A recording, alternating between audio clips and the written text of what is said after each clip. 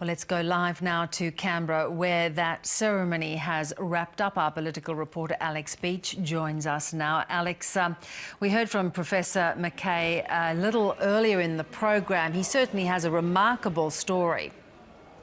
Yeah, Professor McKay Sim is a stem cell researcher and he's been recognised in particular for his groundbreaking work treating spinal cord injuries. In particular, it was his work that allowed in overseas surgery for a man with quadriplegia to walk again, which obviously gives a huge amount of hope to other people who have similar injuries. He now can add Australian of the Year to his list of achievements, and the focus inevitably is what he'll do with that role, what he's going to make of it.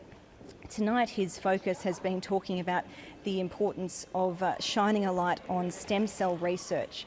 So it seems that that will definitely be a focus for him in the year ahead. And of course, I guess it's a shift in focus from last year's Australian of the Year, who was quite political.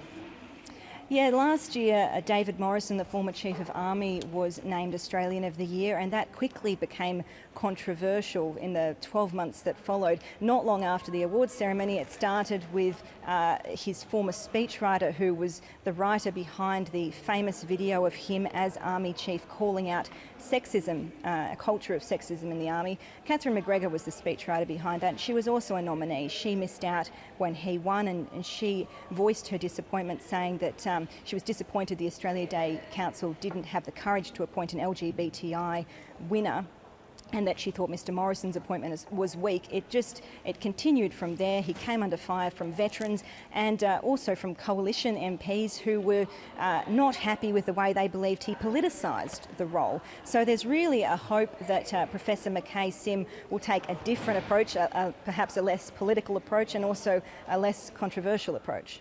Alex, who were the other winners tonight? Well, we've had the full range of winners tonight. The Australia's Local Hero Award went to Victoria's Vicky Jelly, who found her late husband's plan for a local cancer fundraiser, and after that she's managed to realise his dream of a cancer clinic for her hometown in Victoria. Australia's Senior Australian of the Year was Sister Anne Gardner from the Northern Territory, who at 22 moved to Bathurst Island to live with the Tiwi people, and she's spent decades teaching their children and working with that community. And finally, the Young Australian of the Year was fashion designer Paul Vasileff, who has sort of bucked the trend of young people in the fashion industry feeling that they need to go overseas to make their name. He has a business in Adelaide, and all of his designs are stitched in South Australia. So some very different backgrounds, very different stories here, but all, I suppose, have that common link of being quite inspirational. Alex, great. Thanks for that update.